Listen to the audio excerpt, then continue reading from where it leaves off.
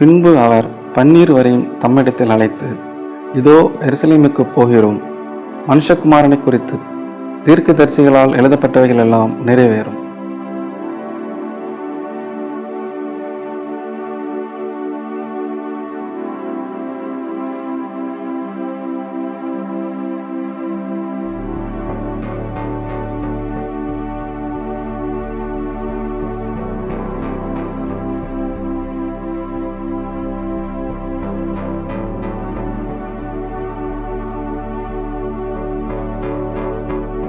Praise the Lord.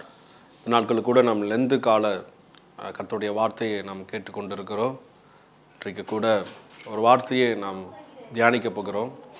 அதற்கு முன்பதாக நாம் இருக்கிற இடங்களில் கண்களை மூடி ஒரு விசை கூட நாம் ஜெபிக்கலாம். மகா இரக்கம் கிருபை நிறைந்த ஆண்டவரே, சோதரப்பா, இந்த வேலைக்காய் நன்றி செலுத்துகிறோம் ஆண்டவரே. லெந்து கால ஆண்டவரே, நம்முடைய வார்த்தையை நாங்கள் கேட்க போகிறோம் ஆண்டவரே. கர்த்தருடைய நாமம் இந்த வார்த்தையின் மூலமாய் ஆண்டவரை மகிமைப்படுவதாக.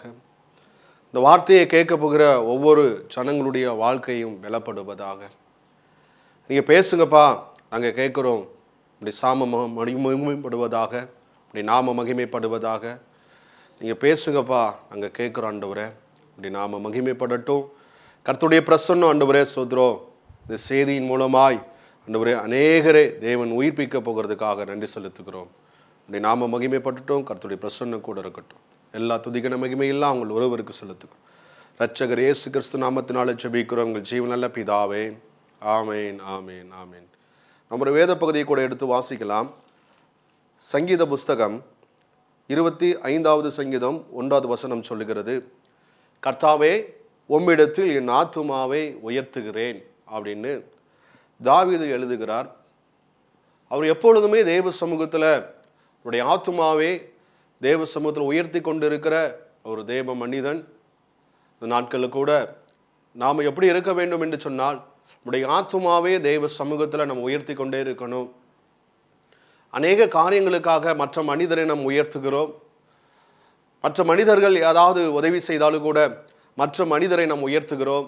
இந்த நாட்களில் நம்முடைய ஆத்துமாவில கர்த்தரை நினைத்து தேவனை உயர்த்தக்கூடிய பிள்ளைகளாய் நாம் இருக்க வேண்டும் என்று சொல்லி இந்த லெந்து கால கர்த்தருடைய வார்த்தையை நாம் கேட்க போகிறோம், தியானிக்க போகிறோம். தாவீது தன்னுடைய வாழ்க்கையில் எப்படிப்பட்ட ஒரு சூழ்நிலை கூட இருந்தாலும் கூட அவருடைய ஆத்துமாவே தேவ சமூகத்தில் உயர்த்துகிறதை அவர் விடவே இல்லை. அதனால தான் என் இருதயத்துக்கு ஏற்றவன் என்று தாவீதை கர்த்தராகிய தேவன் சொல்லுகிறார். இந்த நாட்களில் தேவ சமூகத்தில் நீங்களும் நானும் கர்த்தருடைய வார்த்தையை கேட்டுக்கொண்டிருக்கிற தேவ ஜனமாகிய நீங்கள் தேவ சமூகத்தில் தன்னுடைய ஆத்துமாவை நீங்கள் உயர்த்த வேண்டும். கர்த்தரை நீங்கள் உயர்த்த வேண்டும். எந்த ஒரு சூழ்நிலையிலும் கூட எப்படிப்பட்ட ஒரு நிலைமையில இருந்தாலும் கூட நீங்கள் கர்த்தரை உயர்த்துகிறதை நீங்களும் நானும் விட்டுவிடவே கூடாது. அதனால தான் கர்த்தர் சொல்லுகிறார், கர்த்தராகிய தேவன் தாவீதை குறித்து, தாவீது என் இருதயத்துக்கு ஏற்றவன் அப்படின்ட்டு ஆண்டவர் சொல்லுகிறார். இந்த நாட்களில் உங்களையும் என்னையும் எப்படிப்பட்ட காரியங்களை கொண்டு தேவன் பேச வேண்டும், உங்களுடைய நன்மையான காரியங்களை குறித்து கர்த்தர் பேச வேண்டும். தாவீதுட்ட ஒரு நல்ல ஒரு காரியம் அவருடைய வாழ்க்கையில் இருந்து கொண்டே இருந்தது. ஏதோ ஒரு பாவம் செஞ்சுட்டாங்க, ஆனாலும் கர்த்தரை ஆராதிப்பத, தேவ சமூகத்தில் அதனுடைய ஆத்துமாவை உயர்த்துகிறத, தேவனை உயர்த்தி அவருடைய சமூகத்தில் ஆராதிக்கிறத தாவீது விடவே இல்லை. இந்த நாட்களில் நமக்கு கொஞ்சம் பலவீனம் ஆயிட்டுனா நம்ம ஆத்துமாவே தேவ சமூகத்தில் உயர்த்துகிறத நம்ம விட்டுட்டோம். நம்முடைய சரீரத்தில் ஏதோ ஒரு பலவீனம் வந்து விட்டது என்று சொன்னால், நம்ம குடும்பத்தில் ஏதோ ஒரு நடக்கக்கூடியாத ஒரு சம்பவம் நடந்து விட்டது என்று சொன்னால், தேவ சமூகத்தில் தன்னுடைய ஆத்துமாவை நாம் உயர்த்துகிறதை நாம் மறந்து விட்டுட்டோம். அதை நாம் சரியாக நாம் செய்யவில்லை. திரும்பவும் ஆண்டவர் சொல்லுகிறார், தாவீதை எப்படி என் இருதயத்துக்கு ஏற்றவன் என்று சொன்னாரோ, இந்த நாட்களில் உங்களையும் என்னையும் இப்படிப்பட்ட பேரை வைத்து அவர் சொல்ல வேண்டும். கர்த்தருடைய வார்த்தையை கேட்டுக்கொண்டிருக்கிற தேவ ஜனமே, நல்ல உடைய ஆத்துமாவை தேவ சமூகத்தில் உயர்த்துங்க. உடைய ஆத்துமா தேவ சமூகத்தில் கர்த்தரை நோக்கி பார்க்கட்டும். உடைய ஆத்துமா கர்த்தரை நோக்கியே காத்திருக்கட்டும். மானானது நீருடைய வாஞ்சத்து கதறப்போட உங்களுடைய ஆத்துமா தேவனை நோக்கி கதறட்டும், தேவனை நோக்கி ஜெபிக்கட்டும், தேவனை நோக்கி துதிக்கட்டும், தேவனை நோக்கி நன்மை செய்ததுக்காக நன்றி செலுத்தட்டும். உடைய ஆத்துமா இருக்கு பாருங்க, ஆத்துமா இது எப்பொழுதுமே நல்ல பலனோடு இருந்ததுன்னா நம்ம சரீரம் பலனோடு இருக்கும். நம்முடைய ஆத்துமாவில் கொஞ்சம் பலவீனம் வந்துட்டதுன்னா, சரீரத்தில் பலவீனம் வந்துட்டுன்னா நம்ம சோர்வாகிடுதோ. அதே போல் ஆத்துமாவில் பலவீனம் வந்துட்டுன்னா நம்மளுடைய சரீரத்தில் பலவீனம் வந்துவிடும். நம்முடைய ஆத்துமா கர்த்தரை நோக்கி உயர்த்துகிறத நம்ம விட்டுட்டோம்னா சரீரத்தில் பலவீனம் வந்துவிடும். சரீரத்தில் ஏதோ ஒரு குறைவு வந்துவிடும். உடைய சரீரம் உங்களுடைய மாம்ச சிந்தனை சொல்லும், இன்னைக்கு நான் ஏதோ செய்யக்கூடிய காரியத்தை நான் செய்யாம விட்டு விட்டேனே என்று சொல்லி உடைய ஆத்துமா உங்களுடைய இடத்துல சொல்லும், உங்களுடைய மாம்ச சிந்தை உங்களுடைய இடத்துல சொல்லும். தேவ சமூகத்தில் நீங்க கர்த்தருக்கு செலுத்தக்கூடிய அந்த நேரங்கள், தேவ சமூகத்தில் செலுத்தக்கூடிய அந்த துதிகள், தேவ சமூகத்தில் செபிக்கக்கூடிய ஜெபங்கள், தேவ சமூகத்தில் கர்த்தருடைய வார்த்தையை தியானிக்க கொண்டிருக்கிற அந்த காரியங்கள் எல்லாம் சரியா இருந்தது என்று சொன்னால் உங்களுடைய ஆத்துமாவை நீங்கள் உயர்த்தும் போது உங்களுடைய ஆத்துமா பலப்படும். உங்களுடைய ஆத்துமா பலப்படும் போது உங்களுடைய சரீரம், உங்களுடைய மாம்சம் பலப்படும் என்று கர்த்தர் சொல்லுகிறார். கர்த்தருடைய வார்த்தையை கேட்டுக்கொண்டிருக்கிற தேவ ஜனமே, இதனால் வரைக்கும் தேவ சமூகத்தில் தேவனுடைய காரியங்களை நாம் நிதானித்து அதை சிந்தித்து, தேவன் எப்படியெல்லாம் எனக்கு நன்மை செய்தார், தேவன் எப்படியெல்லாம் என்னை விடுவித்தார், தேவன் எப்படியெல்லாம் என்னை ரட்சித்தார், தேவன் எப்படியெல்லாம் என்னை நடத்தினார் என்று சொல்லி தன்னுடைய ஆத்துமாவை உயர்த்தக்கூடிய ஆத்துமாவை தேவன் இந்த நாட்களை பலப்படுத்துவார், உயர்த்துவார், கண்மலை மேல் நிறுத்துவார். அதிசயமான அற்புதமான காரியங்களை உடைய வாழ்க்கையில கர்த்தர் செய்வார். அதற்கு நீங்களும் நானும் தாவீதை போல தன்னுடைய ஆத்துமாவை கர்த்தரிடத்தில் உயர்த்தக்கூடிய தேவ ஜனமாய், தேவ பிள்ளையாய், தேவ ஊழியராய் இந்த நாட்களில் நின்றோம் என்று சொன்னால் உங்கள் மாம்சத்துடைய காரியங்களை கர்த்தர் உயர்த்துவார்.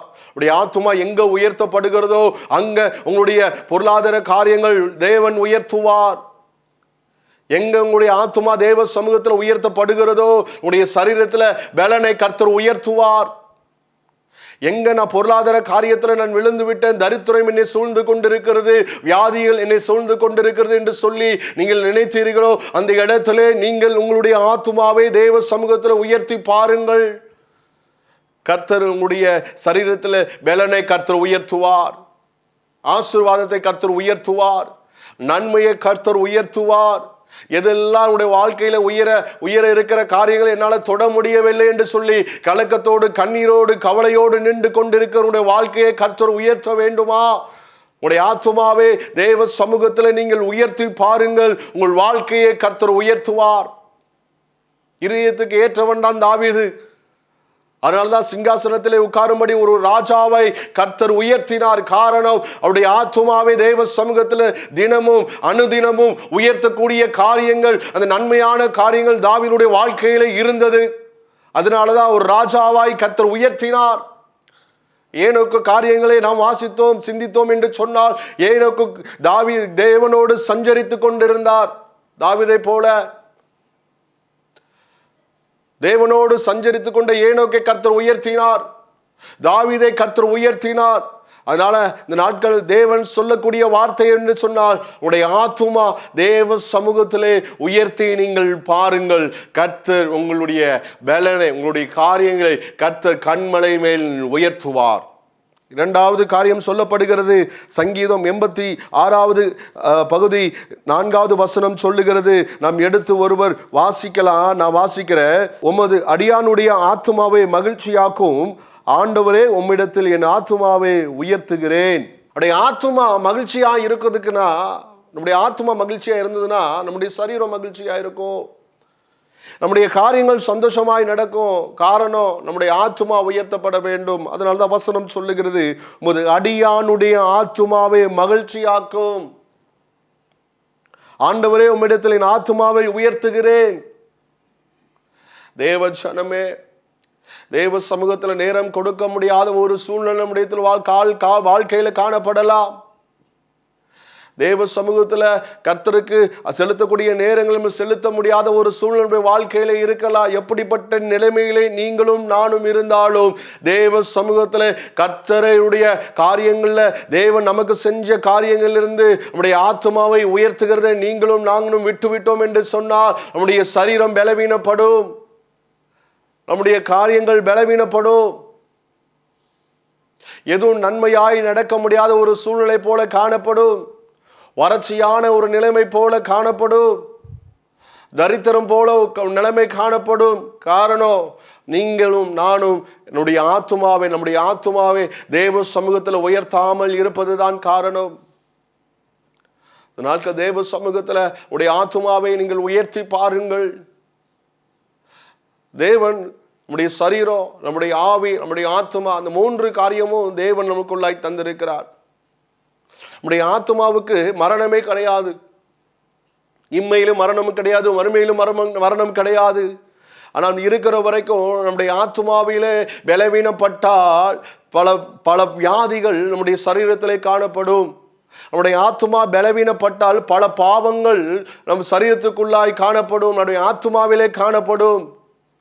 உடைய ஆத்துமா நீங்கள் உயர்த்தாமல் இருந்தீர்கள் என்று சொன்னால் தேவையில்லாத இச்சையோடு இருக்கக்கூடிய காரியங்கள் நம்முடைய ஆத்துமாவிலே காணப்படும். இந்த நாட்களில் கர்த்தராகிய தேவன் சொல்லுகிறார், உடைய ஆத்துமாவை தேவ சமூகத்தில் நீங்கள் உயர்த்துங்கள் என்று கர்த்தர் சொல்லுகிறார். உயர்த்தாம இருந்துட்டோம்.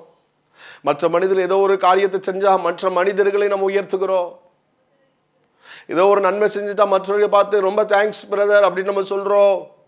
ஆனா தேவனுக்கு நன்றி செலுத்தி தாவீதுடைய வாழ்க்கையிலே விருத்தியை காண செய்தார் கர்த்தர். காரணம், தாவீது தேவ சமூகத்தில் எப்பொழுதுமே தன்னுடைய ஆத்துமாவை உயர்த்தி கொண்டே இருந்தார். இன்னொரு வசனம் சொல்கிறது, கர்த்தரை காலத்திலும் சோத்தரிப்பேன், அவருடைய துதி எப்பொழுது என் நாவிலே இருக்கும் என்று தாவீது சொல்லி இருக்கிறார். நாட்கள் அப்படிப்பட்ட சுவாபங்கள், அப்படிப்பட்ட அனுபவங்கள், அப்படிப்பட்ட காரியங்கள் நம்மிடத்தில் இருக்கிறதா? உலகத்துக்காக பல நேரங்களை நாம் செலவழிக்கிறோம். ஜீவன் இல்லாத சில நபர்களோடு, சில பொருட்களோடு நம் நேரத்தை செலவழிக்கிறோம். ஆனால் தேவ சமூகத்துல நீங்கள் செலவிடுகிற ஒவ்வொரு மணி துளியும் அது ஆசீர்வாதமாய் உடைய வாழ்க்கையிலே காண செய்வார் கர்த்தர். நாட்கள் இது நாள் வரைக்கும் என்னுடைய ஆத்துமாவை தேவ சமூகத்தில் உயர்த்துகிறதே இல்லை, கர்த்தரை உயர்த்துகிறதே இல்லை. இந்த வார்த்தையை கேட்டுக்கொண்டிருக்கிற தேவ ஜனமே, உன்னுடைய ஆத்துமாவை தேவ சமூகத்தில் உயர்த்துங்கள். கர்த்தருடைய வாழ்க்கையை உயர்வடைய செய்வார். பல நாட்கள் நீங்கள் போராடி கொண்டு இருக்கிறீர்கள். பல நாட்கள் ஜெயம் பெற முடியவில்லை. பல நாட்கள் இதில் நான் ஜெயித்து விடுவேனா என்று சொல்லி நீங்க ஓடிக்கொண்டு இருக்கிற உங்களுடைய வாழ்க்கை விருதாவாய் காணப்படுகிறது. கரடு முரடான ஒரு பாதையாய் காணப்படுகிறது. விசாலமான பாதையை நீங்கள் பார்க்க முடியவில்லை. காரணம், உடைய ஆத்துமாவை தேவ சமூகத்தில் உயர்த்துகிறது இல்லை. நம்ம ஜெபம் முடியும் போது நம்ம சொல்லுவோம், என் ஆத்துமாவே கர்த்தரை சோத்திரி என்று சொல்லுவோம். எதுக்குன்னா, தன்னுடைய ஆத்துமாற்ற நீ எப்பொழுதுமே கர்த்தரை சோத்தரித்துட்டு தான் இருக்கணும், எப்பொழுதுமே கர்த்தரை துதித்து கொண்டுதான் இருக்கணும்னு சொல்லி ஒவ்வொரு ஜெப முடிவில் நம்ம சொல்லுவோங்க. ஆனா அதுபடி நம்ம நடக்கிறோமா? எப்பொழுதுமே நம்ம கர்த்தரை சோத்தரித்து கொண்டே இருக்கோமா? எப்பொழுதுமே தன்னுடைய ஆத்துமாவை தேவ சமூகத்தில் உயர்த்தி கொண்டே இருக்கிறோமா? எப்பொழுதுமே கர்த்தர் எனக்கு நன்மை செய்தார், அதை செய்தார், இதை செய்தார், எனக்கு விடுவித்தார், எனக்கு விடுதலை கொடுத்தார், நல்ல ஆசீர்வாதமாய் நடத்தினார், நன்மையான காரியங்களை கர்த்தருடைய வாழ்க்கையிலே செய்தார் என்று சொல்லி தேவனை உயர்த்துகிற காரியங்கள் உங்களுடைய வாழ்க்கையிலே குறைந்து கொண்டிருக்கிறது. அதனாலதான் நீங்க குறைவான ஆசீர்வாதங்களை நீங்கள் பார்த்து கொண்டிருக்கிறீர்கள். நிறைவான கர்த்தருடைய வாழ்க்கையிலே வரும்போது குறைவானது எல்லாம் ஒளிந்து போகும் என்று கர்த்தர் சொல்லுகிறார். தேவனை உயர்த்தக்கூடிய காரியம் குறைவுதான். தேவ சமூகத்தில் நன்றி செலுத்தக்கூடிய காரியங்கள் குறைவுதா? தேவ சமூகத்தில் ஜெபிக்கிற காரியங்கள் குறைவுதா? அதனால குறைவான பாதைகளை கர்த்தர் நடத்தி கொண்டிருக்கிறார். குறைவான ஆசீர்வாதங்களோடு தேவன் இந்த நாட்களில் நடத்தி கொண்டிருக்கிறார். காரணம் என்னவென்று சொன்னால், உடைய ஆத்துமாவை தேவ சமூகத்தில் உயர்த்த உயர்த்த உயர்த்த உடைய வாழ்க்கையை கர்த்தர் உயர்த்துவார். உடைய வாழ்க்கையை கர்த்தர் உயர்த்துவார். கண்மலையை மேல் கர்த்தர் நிறுத்துவார். இன்னொரு அதிகாரத்தை கூட எடுத்து வாசிக்கலாம். புலம்பல் புஸ்தகம் 3வது அதிகாரம் 41வது வசனத்தை எடுத்து வாசிக்கலாம். நாம் நம்முடைய கைகளோடு கூட நம்முடைய இருதயத்தையும் பரலோகத்தில் இருக்கிற தேவனிடத்திற்கு ஏறெடுக்க கடவோம். அப்படி என்றால், நாம் கைகளோடு கூடிய நம்முடைய இருதயத்தை பரலோகத்தில் இருக்கிற தேவனிடத்தில் ஏறெடுக்க கடவோம். அப்படி இருதயத்தில் என்னங்க இருக்கு? பரிசுத்தம் இருக்கிறதா? பாவம் இருக்கிறதா? நம்முடைய ஆத்துமாவில் என்ன இருக்குது? சிந்தித்து பாருங்கள். உடைய ஆத்துமா தேவ சமூகத்தில் உயர்த்தக்கூடிய காரியங்கள் குறைவாய் இருந்தது என்று சொன்னால் பாவம் உங்களுடைய ஆத்துமாவை மேற்கொள்ளும். பலவீனம் உங்களுடைய சரீரத்தை மேற்கொள்ளும். உங்களுடைய ஆத்துமா எப்பொழுதும் கர்த்தரை உயர்த்தி கொண்டே இருந்தால் ஒரு பெரிய ஒரு பரிசுத்தம் உங்களுடைய சரீரத்தை நிரப்பும், உங்களுடைய ஆத்துமாவை நிரப்பும். உங்களுடைய ஆவியில பரிசுத்த ஆவியானவர் களி கூறுவார். நாட்கள் தேவ சமூகத்துல இந்த நாட்கள்ல நீங்க ஒப்பு கொடுத்து நீங்கள் ஜெபிப்பீர்களா? இதுவரைக்கும் தேவ சமூகத்துல நான் ஆத்மாவை உயர்த்துகிறது இல்லை. கர்த்தருடைய வார்த்தையினால இந்த நாட்கள்ல தேவன் என்னோடு கூட பேசினால் இப்பொழுதே நான் என்னுடைய ஆத்மாவை நான் உயர்த்துவேன் என்று சொல்லு. எத்தனை பேர் ஒப்பு கொடுக்க போறீங்க? எத்தனை பேர் ஜெபிக்க போறீங்க? எத்தனை பேர் இனி என்னுடைய ஆத்மாவை உயர்த்த போறேன் என்று சொல்லி தேவ சமூகத்தில் ஒப்பு கொடுக்க போறீங்க? கண்ணீரோடு நான் சொல்றேங்க, பாரத்தோடு சொல்றேங்க.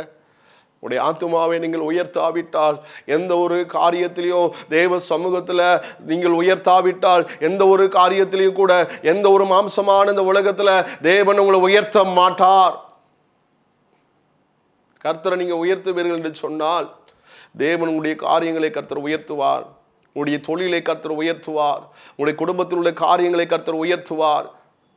உங்களுடைய பலனை கர்த்தர் உயர்த்துவார். உடைய ஆசீர்வாதங்களை கர்த்தர் உயர்த்துவார். அதற்கு நீங்களும் நானும் என்ன செய்ய வேண்டும் என்று சொன்னால், தேவ சமூகத்தில் தன்னுடைய ஆத்துமாவை உயர்த்தக்கூடிய ஒரு பாத்திரமாய் நீங்களும் நானும் இருந்தோம் என்று சொன்னால் வாழ்க்கையை கர்த்தர் உயர்த்துவார். எழுதப்பட்டிருக்கிற சத்தியங்கள் எல்லாம் உண்மைங்க. வானமும் பூமியும் ஒளிந்து போன வார்த்தை ஒரு நாளும் ஒளிந்து போவது இல்லை. நாள் இந்த லென்த் காலங்களில் இந்த நாளில் தியானித்து கொண்டிருக்கிற இந்த வசனத்தின்படி, இந்த வார்த்தையின்படி தேவ சமூகத்தில் நீங்கள் ஒப்பு கொடுத்து தாவீதை போல உங்களுடைய ஆத்துமாவை உயர்த்துங்கள். ஏனோக்கு போல தேவ சமூகத்தில் தேவனோடு சஞ்சரித்து கொள்ளுங்கள். கர்த்தருடைய வாழ்வை உயர்வெடுவீர செய்கிற கர்த்தர் இந்த நாட்கள் நம்மோடு கூட இருக்கிறார். இருக்கிற இடங்கள்ல நீங்களும் நானும் கண்களை மூடி செபிக்கலாம். மகா பரிசுத்தமும் கிருபை நிறைந்த நல்ல தகப்பனே, கர்த்தாவே, என்னுடைய ஆத்துமாவை உம்முடைய சமூகத்தில் உயர்த்துவேன் என்று சொல்லக்கூடிய தேவ பிள்ளைகளை இப்பொழுது கண் நோக்கி பார்த்து, ஆண்டவரே, சோதரோட வாழ்க்கையில பெரிய உயர்வை தேவன் இங்க கொடுக்க போகிறதுக்காக நன்றி செலுத்துகிறோம். ஓ தேங்க்யூ லார்ட், உமக்கு நன்றி ஆண்டவரே, நன்றி ஆண்டவரே, நன்றி ஆண்டவரே. ஆண்டவரே சோதரப்பா, தாவீது ஆண்டவரே சோதரம் நாளுக்கு நாள் விருத்தி அடைந்ததுக்கு காரணம் உடைய ஆத்துமா எப்பொழுதும் கர்த்தரை உயர்த்தி கொண்டே இருந்தது. உடைய ஆத்துமா எப்பொழுதும் தேவனை நன்றி செலுத்திக் கொண்டே இருந்தது. தேவன் செய்த எல்லா நன்மைகளுக்காகவும் நான் கர்த்தரை காலத்திலும் சோத்தரிப்பேன், உடைய துதி எப்பொழுது நாவிலே இருக்கும் என்று சொல்லி தாவீது சொன்னார். ஆண்டவரே, அதே போல ஆண்டவரே சொல்லக்கூடிய பிள்ளைகளாய் தேவன் எங்களை நீர் மாற்றுவீராக என்று சொல்லி ஜெபிக்கக்கூடிய பிள்ளைகளை கர்த்தர் நாட்களில் தேவன் பார்த்து கொண்டிருக்கிறார். ஒப்பு கொடுத்து அர்ப்பணித்து நீங்களும் நானும் சொல்வோம் என்று சொன்னால் இந்த நாட்கள் ஒரு பெரிய உயர்வை நீங்கள் பார்க்க முடியும். ஓ தேங்க்யூ லார்ட், உமக்கு நன்றி. கர்த்தாவே, உம்மிடத்தில் என் ஆத்துமாவை உயர்த்துகிறேன் என்று தாவீது சொன்னார் ஆண்டவரே. அதே போல உடைய வாழ்க்கையில் ஆண்டவரே ராஜாவாய் கர்த்தர் உயர்த்தினீர் ஆண்டவரே, உயர்த்தினீர். அதே போல எங்களுடைய வாழ்க்கையில இந்த நாட்கள்ல இந்த நிமிஷத்துல நாங்கள் ஒப்பு கொடுக்கிறோம்ப்பா, தெய்வ சமூகத்தில் அர்ப்பணிக்கிறோம்ப்பா. உடைய ஆத்துமாவை நாங்கள் உயர்த்துவோம் ஆண்டவரே. உடைய நாம மாத்திரம் மகிமைப்படட்டும்பா. இந்த செய்தியின் மூலமாய் ஆண்டவரே அநேகருடைய வாழ்க்கையை ஆண்டவரே நீர் உயர்த்த போகிறதுக்காக நன்றி செலுத்துகிறோம் ஆண்டவரே. ஒரு உயர்வை ஆண்டவரே எங்களுடைய ஜனங்களுக்கு தேவன் கொடுக்க போகிறதுக்காக நன்றி செலுத்துகிறோம் அப்பா. துதி கன மகிமை எல்லாம் உங்கள் ஒருவருக்கு செலுத்துகிறோம். இரட்சகர் இயேசு கிறிஸ்து நாமத்தினால் ஆண்டவரே இந்த காலத்தில் ஆண்டவரே அப்பா சொல்லப்படுகிற ஆண்டவரே தன்னுடைய ஆத்துமாவை உயர்த்துகிற ஒவ்வொரு மனிதனுடைய வாழ்க்கையை தேவன் நீர் உயர்த்த போகிறதுக்காக நன்றி செலுத்தி உம்முடைய சமூகத்தில் எங்கள் அனைவரையும் ஒப்பு கொடுத்து நாங்கள் ஜெபிக்கிறோம். எங்கள் ஜீவன் நல்ல பிதாவே, ஆமேன் ஆமேன். Praise the Lord. கர்த்தருடைய நாமம் மகிமைப்படுவதாக. இந்த ஜேடிகே டிவி மூலமாய் உடைய சாட்சியை நான் பகிர்ந்து கொள்வதில் ரொம்ப சந்தோஷப்படுகிறேன். 2006 நான் ரட்சிக்கப்பட்ட தெய்வ சமூகத்தில் 2006 முன்பதாக ஒரு சில தொழில்களை நான் செய்து பல நஷ்டங்கள் எனக்கு உண்டானது. ஆனாலும் சில மரண போராட்டத்தில் நான் இருந்தேன். எப்படியாவது இந்த கடனோடு இந்த பிரச்சனையோடு நான் வாழக்கூடாது என்று சொல்லி நான் தற்கொலை செய்து கொள்ளணும் என்று சொல்லி நான் அந்த இடத்துல நான் முடிவெடுத்தேன்.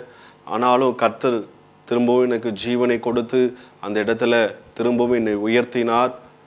நான் எனக்கு சில போராட்டத்தோடு பிரச்சனையோடு நான் கண்ணீரோடு இப்படிப்பட்ட கடன் பிரச்சனையோடு நான் எப்படி நான் வாழுவேன் என்று சொல்லி தயக்கத்தோடு தண்டவாளத்தில் நான் உயிரை நான் விடணும் என்று சொல்லி நடந்து கொண்டு போயிட்டு இருக்கும்போது ஒரு வசனம் என் கண்களுக்கு முன்பாக தேவன் பேசினார். நான் கர்த்தர், நான் உன்னை விட்டு விலகுவதில்லை, உன்னை கைவிடுவதில்லை என்று சொல்லி கர்த்தர் பேசினார். அந்த வார்த்தைகள் ஏதோ என்னுடைய வாழ்க்கையில் ஒரு புதிய ஜீவனை கொடுத்தது போல நான் உணர்ந்தேன். அந்த கடனோடு அந்த பிரச்சனையோடு இருக்கும்போது என்னுடைய சூழ்நிலைகள் எல்லாமே, என்னுடைய குடும்பத்தில் யாரும் எனக்கு கிடையாது, தாய் தகப்பன் கிடையாது, எனக்கு உதவி செய்வார் யாருமே கிடையாது. ஆனாலும் அந்த இடத்துல கர்த்தர் என்னையும் நேசித்து என் மேலே அன்பு வைத்து தேவன் பேசின அந்த வார்த்தை திரும்பவும் எனக்கு ஒரு ஜீவனை கொடுத்தது. ஆனாலும் என்னுடைய வாழ்க்கையில் திரும்ப ஒரு சில நாட்கள் நான் சோர்வு அடைந்தேன். இந்த பிரச்சனை, இந்த கடன்கள்லாம் எப்படி மாறும் என்று சொல்லி. ஆனாலும் கர்த்தர் திரும்ப என்னை நேசித்து அந்த கடன்கள்லாம் அடைக்கும்படி கர்த்தர் எனக்கு உதவி செய்தார்.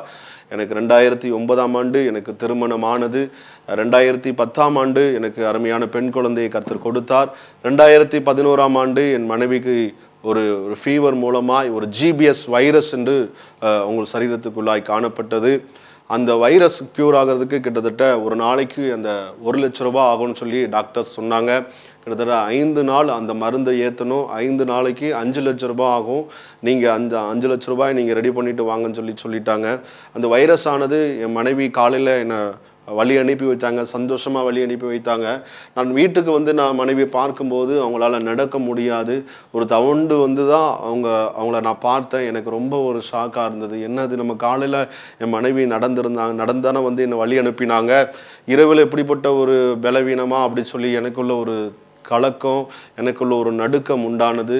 நம்ம கர்த்தரை தான் தேவன் என்று நம்ம ஏற்றுக்கொண்டுட்டோமே. 2006ஆம் ஆண்டுலேருந்து இப்போ வரைக்கும் நான் கர்த்தர் தான் எனக்கு எல்லா காரியங்களும் செய்தார் என்று சொல்லி நம்ம தேவன் தான் நம்ம வழிபட்டுட்டு வந்தோம். அந்த நாட்களில் 2011ஆம் ஆண்டில் இப்படிப்பட்ட ஒரு சூழ்நிலையோடு நான் இருப்பேன் என்று சொல்லி நான் அந்த இடத்துல நான் நினைத்து கூட நான் பார்க்கவில்லை. இதில் இன்னொரு காரியம் என்னவென்று சொன்னால், என் மனைவிக்கு தாய் தகப்பன் கிடையாது.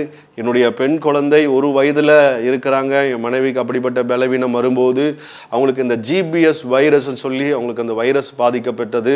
டாக்டர்ஸ் வந்து ஒரு நாளைக்கு 1 லட்ச ரூபாய் ஆகும் உங்களுக்கு இந்த மருந்து ஏற்றுறதுக்கு அப்படின்னு சொல்லி சொன்னாங்க. ஆனாலும் வந்து 5 நாளைக்கு 5 லட்ச ரூபாய் என்னால் ரெடி பண்ண முடியாத ஒரு சூழ்நிலை.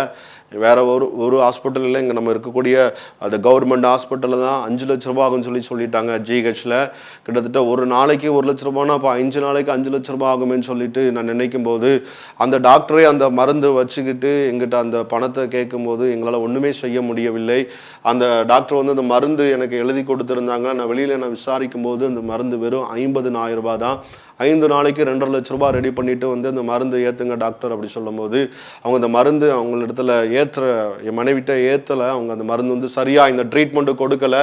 ஏன்னு கேட்கும்போது வந்து அவங்க சொல்கிறாங்க, என்னிடத்துல நீங்கள் மருந்து வாங்காதனால இந்த மருந்து அவங்க மனைவிக்கு நாங்கள் ஏற்ற முடியாது அப்படின்னு சொல்லிட்டாங்க.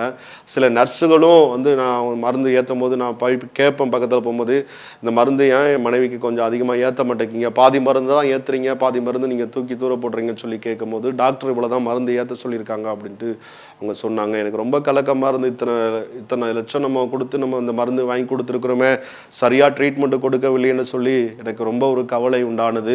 ஆனாலும் அந்த GHல அந்த ICU வார்டில் கிட்டத்தட்ட 24 நாட்கள் இருந்த ஒரே ஒரு பேஷண்ட்னா என்னுடைய மனைவி மாத்திரம்தான். அவங்களால வந்து நிமிர்ந்து கூட உட்கார முடியாது, நடக்க முடியாது, தன்னுடைய கைகளை அவங்களால சுயமாய் அசைக்க முடியாது, கால்களை சுயமாய் அசைக்க முடியாது. அந்த ஒரு வாரத்துக்குள்ளே அவங்களுக்கு பயங்கரமான ஒரு பலவீனம் உண்டானது. எங்கெல்லாம் நரம்பு மண்டலம் இருக்கிறதோ அங்கெல்லாம் அவங்களுடைய பலன் இல்லாமல் ரொம்ப பலவீனத்தோடு ரொம்ப சுகவீனத்தோடு இருந்தார்கள். அந்த வெண்டிலேட்டர்லாம் தூக்கி கொண்டு பக்கத்தில் வச்சுட்டாங்க. கிட்டத்தட்ட 1 வார காலத்துக்கு பிறகு அவங்க மறித்து விடுவார்கள், நீங்கள் எல்லாத்துட்டும் நீங்கள் சொல்லிடுங்க அப்படின்னு சொன்னாங்க.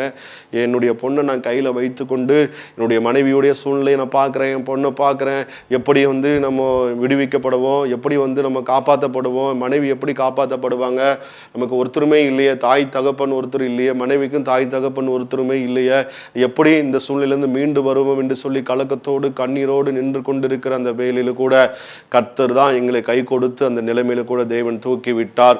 அந்த ICU வார்டில் கிட்டத்தட்ட 5 நிமிடத்துக்கு ஒரு முறை, அரை மணி நேரத்துக்கு ஒரு முறை, 1 மணி நேரத்துக்கு ஒரு முறை, இப்படி அந்த சில பேஷண்ட்டுகள் மரித்து போகிற ஒரு சூழ்நிலை அந்த இடத்துல காணப்பட்டது.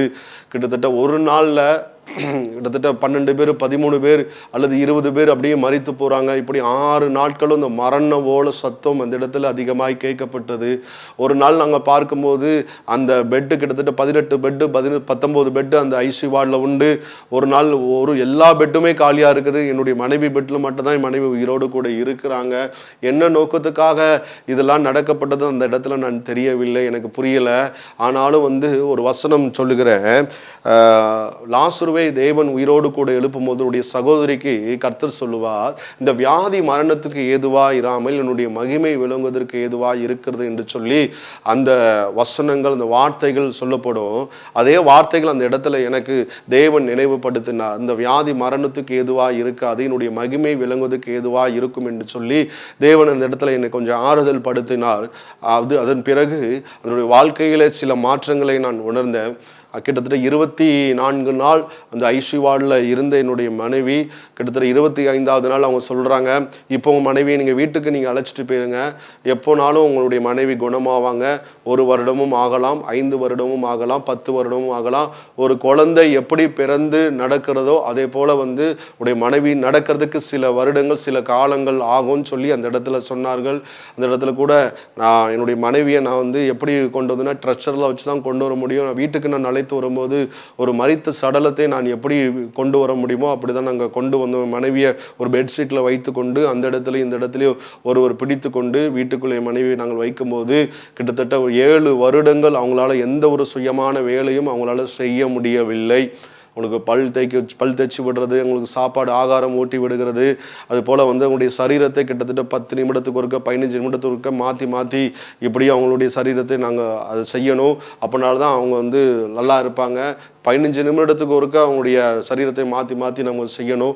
அப்படிப்பட்ட ஒரு நிலைமை, அப்படிப்பட்ட ஒரு சூழ்நிலையோடு நாங்கள் கடந்து சென்றோம். கிட்டத்தட்ட 3 வருடத்துக்கு பிறகு எப்படி இந்த நிலைமை மாறப்போகுதுன்னு சொல்லி எனக்கு பயங்கரமான ஒரு கலக்கம், எனக்கு பயங்கரமான ஒரு கண்ணீர். இப்படிப்பட்ட ஒரு சூழ்நிலை இருக்கும்போது என் மனைவியிடத்தில் நான் சொல்கிறேன், இப்படி நம்ம வருடங்கள் போயிட்டு இருக்கிறது, இப்படிப்பட்ட வியாதியோடு எப்படி நம்ம இருந்து எப்படி நம்ம சந்தோஷமாக வாழ முடியும், அதனால நான் ஒரு முடிவு எடுத்திருக்கிறேன், உனக்கு சந்தோஷமான்னு சொல்லி என் மனைவியிடத்தில் நான் கேட்கும்போது அவங்க சொன்னாங்க, நீங்கள் என்ன முடிவு எடுத்தாலும் எனக்கு சந்தோஷம் தாங்க, நீங்கள் எந்த முடிவுனாலும் நீங்கள் எடுங்க அப்படின்னு சொல்லி சொன்னாங்க.